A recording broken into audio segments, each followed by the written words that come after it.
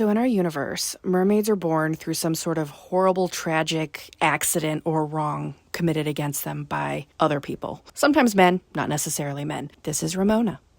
Ramona just woke up her first day as a mermaid, and she's not thrilled. She was a prima ballerina, and we don't know what her tragic story is yet. We haven't gotten there. We'll figure it out. We write our own lore here. Ramona currently has no memory of how she got here either. So she doesn't understand why she's here. Is this a dream? Has she lost her mind? There is no way. Why does she have a tail?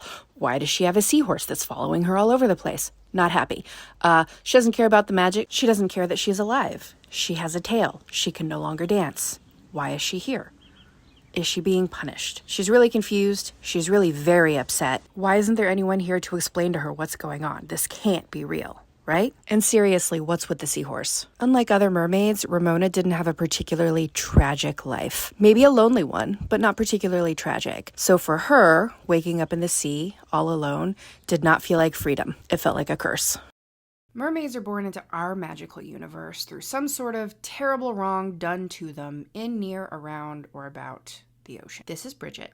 Bridget, unlike some mermaids, has a very, very, very clear memory of what happened to her and how she ended up where she is. Bridget was investigating a government agency that had been suspected of dumping radioactive material in the sea. But rather than being able to complete her job and figure out exactly what was going on, she was found out and taken care of and dumped exactly where the radioactive material had been being dumped by said government agency. So Bridget has woken up with some special abilities. Now, is her glow a natural bioluminescence that sometimes happen in sea creatures, or is she slightly radioactive? I'm hoping she's a little radioactive. I think she's probably taking little bits of radioactive material and planting them in the beach around the beach house of the man she deems responsible, both for the radioactive material being dumped and her demise. We love a vengeful mermaid.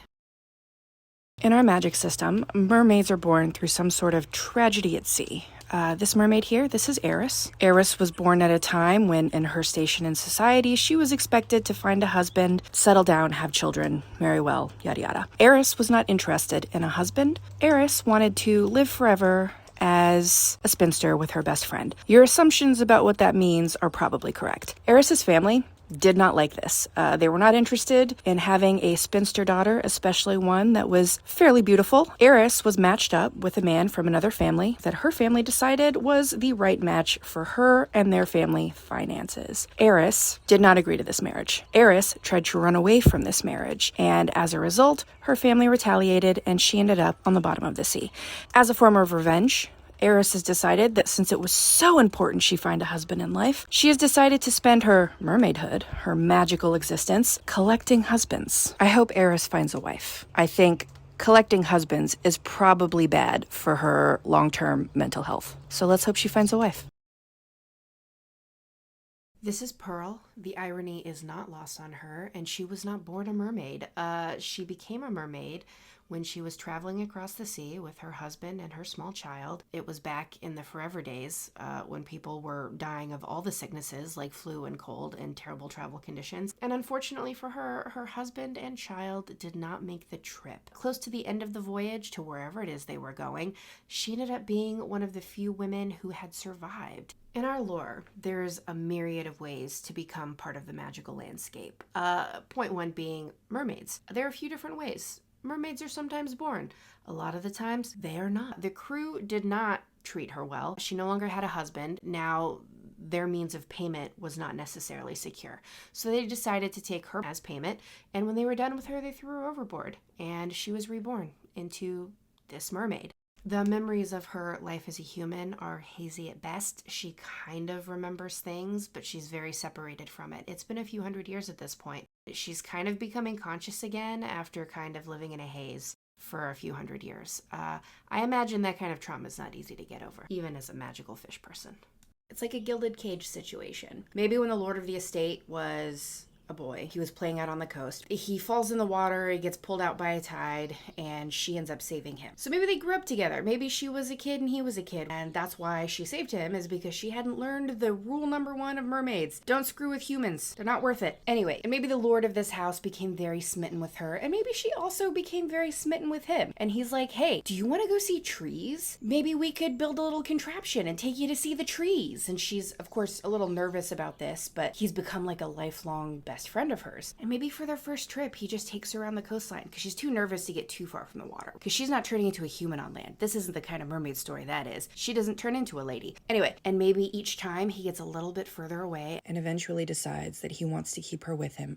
I'll make her, like her own pool, and we can be together all the time. He's having a special room built on his property. She's like, oh man, we get to see the planet. My fellow mer people were wrong. Like, he decides that, I have this special garden that I want to show you. And she's like, okay, because at this point, he's always taken her back to the sea, right? Why wouldn't she trust him? He takes her on like a day-long journey, and she's starting to get nervous. And he's like, I wanted to show you my gardens. I planted these for you. And there's like a giant fountain that's right in the middle of the garden. Ooh, maybe he even built a little passageway from the indoor house to the outdoor garden so that she could go and explore the garden. So he gave her some like enrichment toys.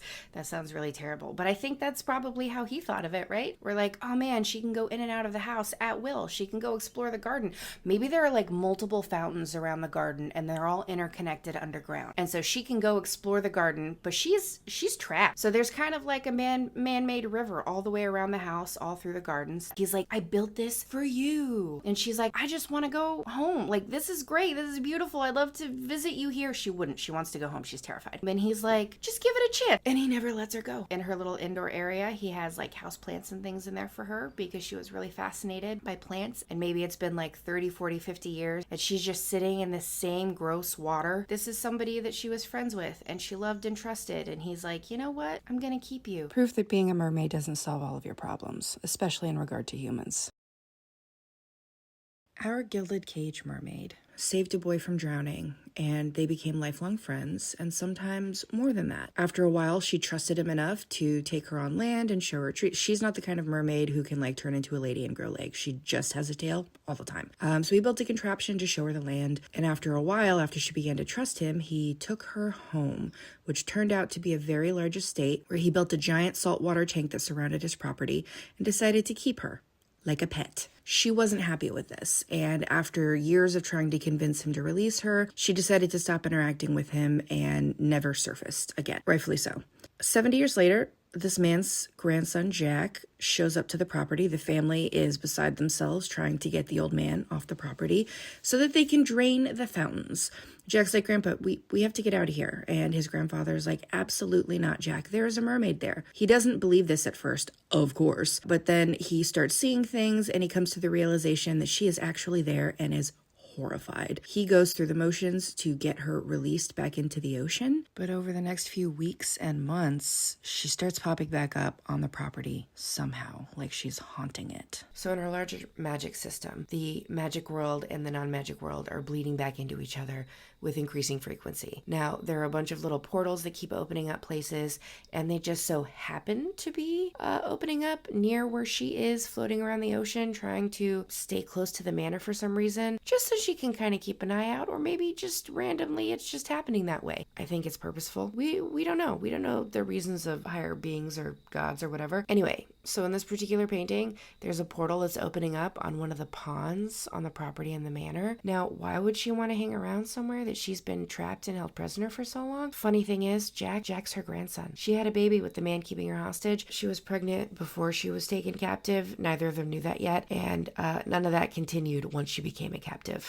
But he wasn't mermaid enough, genetics are weird, to stay with her in the water, so he was removed and raised by the man who held her captive. Her grandson, however, does show promising mer-person characteristics, and she's curious and she wants to keep an eye on him because she loves her son and her grandson, even if she had them under less than ideal circumstances. Also, who knew mermaids had babies? It's a portal. And in our magic system, magic has been bleeding back into the world a little at a time in various places. And in this particular situation, portals are opening. Now, the mermaid here in this opening is our Gilded Cage mermaid, and she's been hanging around the manor's property. And our consciousness, our magic has been giving her little doorways so she can keep an eye on the manor property and on Jack. Jack is the grandson of the man who had captured her and also her grandson. I think that not everybody has access to portals or is running into portals. Maybe the occasional layman accidentally walks through one and never comes back. I think for the most part, only the magical creatures or people/magical creatures who are starting to inherit their magic back as the magic bleeds into the world are able to see or interact with the portals. I think the consciousness is probably giving her a window back onto the property to keep an eye on Jack. We don't really know. We don't really know the reason yet, but it's giving her access to a property that she's been trapped in for way too long. So there's a reason for it, I'm sure. I just don't know what it is yet. I think it's kind of funny, the idea that maybe these are doorways, right? So she's running into other magical creatures.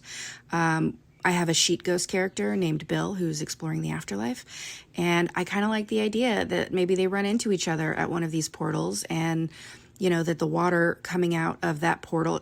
Do you think that a sheet ghost would absorb water? Maybe like cosmic water? I don't know.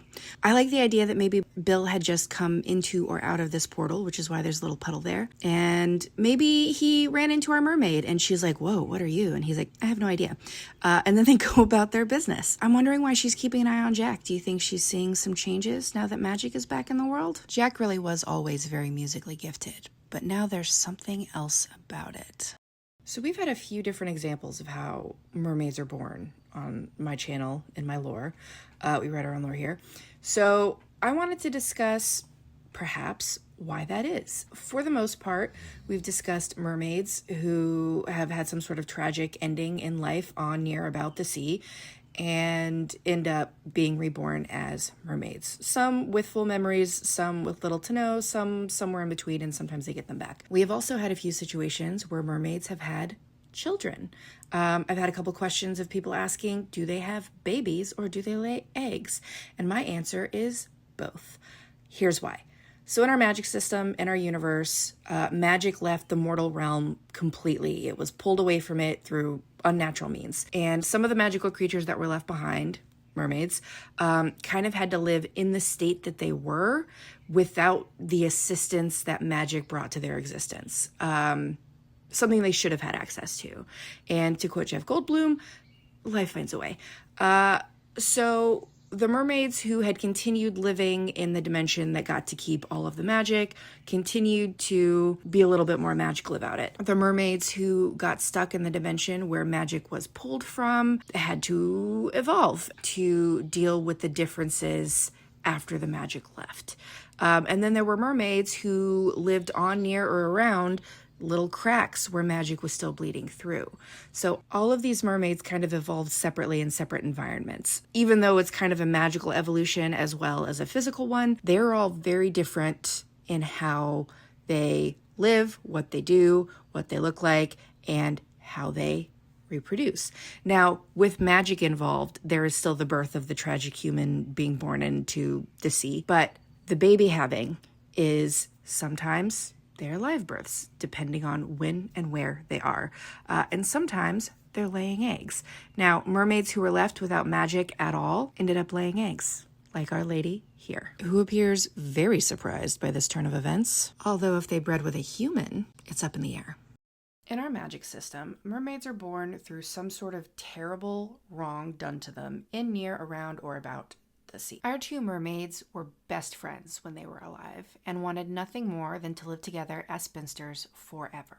If you know, you know. Neither of their families considered this an appropriate arrangement for ladies of important households. Eris, our big spoon, had been married off to a gentleman her family considered acceptable, both to their family socially as well as their bank account. We don't actually know how Eris passed away, but it does have something to do with her husband, so now as a mermaid, she has spent her entire mermaidhood collecting husbands. As you can see, they are surrounded by the remnants of her husbands. Our little spoon is Pearl. Pearl was also married off to a man that her family considered acceptable, and he then tried to move her and their small child across the sea. None of them made it. Her husband and child passed away of an illness that the crew later blamed her for, as having a woman aboard was considered incredibly unlucky. She, despite being healthy, was thrown overboard. Unlike Eris, while Pearl did not love her husband, she did love her child, and I think that there was some sort of trauma involved, obviously, through the loss of those people. When she became a mermaid, her memories were hazy, and she just existed in this unconscious meditative kind of state for probably a couple hundred years. Now recently, she woke up, and for some reason, Eris has kind of come out of her craze. She's starting to daydream about her time with Pearl, but she realized that she's imagining Pearl as a mermaid, not as a human. She's starting to wonder if these are just dreams and fantasies, or if this is prophetic. Could Pearl be a mermaid too? And if Pearl's a mermaid, does that mean the same thing that happened to her happened to Pearl? The thought of that really makes her want to collect more husbands. This is Posey. She is a Dumbo octopus and a mermaid guardian. Not every mermaid wakes up and has an assigned new best friend. Some of them wake up ready to seek vengeance or live their lives however they choose as mermaids. Others wake up a little bit frightened, a little bit more soft-hearted. She's going to help find their purpose. Now, currently, she's assigned to a merman named Oliver. Look out for him. And she's going to help Oliver find his footing as a merman. In our magic system, people become mermaids through some sort of tragic act against them on, near, or about the sea. This is Oliver. Oliver was orphaned very, very young and picked up to work on ships at a very young age. Now, the combination of general starvation and the very well-documented malnutrition that happens aboard ships from long, long ago, he was a very, very small man, and he struggled to protect himself no matter how strong he was or how hard he worked. The sea made sure to remedy that problem for him. He is no longer a small man. Now, his time at sea brought him into contact with a lot of different types of people, a lot of very, very bad people, and a few very good ones. Now, by the time he became an adult, he was working aboard the ship of a man who treated him very well and ousted the people who were the absolute worst and most violent towards him. He'd been working for a captain that had actually treated him well, didn't allow other men to treat him badly. And this was rare. He got very, very lucky. But in getting lucky and finally being paid a fair wage, now that he was an adult person, he decided he was going to spend some time on land. He took his newfound income and decided he was going to go see what he could find. On land, he ran into a few of the sailors that were no longer employed by that captain because of their treatment towards him. So they blamed him and they took care of him. Now, Oliver, when he wakes up a merman, is still kind of a nervous, quiet kid. So he has been given a BFF. This is Posey. Now, Posey's here to help Oliver acclimate to being a merman and figure out what the next steps of his life are going to be. So in our magic system, magic had been pulled from this realm for a very long time. There are cracks where magic has been bleeding through, and there are creatures who had been left behind and either evolved to survive in their own way or turned into something else. This is our Gilded Cage mermaid. She was born a mermaid, not made, and she cannot turn into a person. She's not that kind of mermaid. She was born during a time when the vast majority of the magic was still missing from this world, so she didn't have any kind of extra abilities, nothing like that. Now, when she was very young, she saved a boy from drowning, befriended him. That turned out to be a mistake as he fell in love and decided he wanted to keep her for himself. That's not what we call love, but that's his excuse. Around 70 years later, her grandson releases her, and I will let you figure out how it is she has a grandson. Now, at this point in time, magic has busted back into this world and is making a lot of changes. It's still a trickle in some places and completely changing the landscape of this dimension in other places. Now, our Gilded Cage mermaid has been gifted, for some reason, with the ability to look through, find, and sometimes open portals in wet areas. Now, this may or may not be a means to make sure she is never trapped again, or it may or may not be a means to help her keep an eye on her grandson, or a combination of all of those things. But the more magic that floods into this world, the more control she has over this particular ability. I think the more she checks in on Jack, the more she realizes that he is very like her, and with the magic flooding back into the world, she needs to keep an eye out just in case.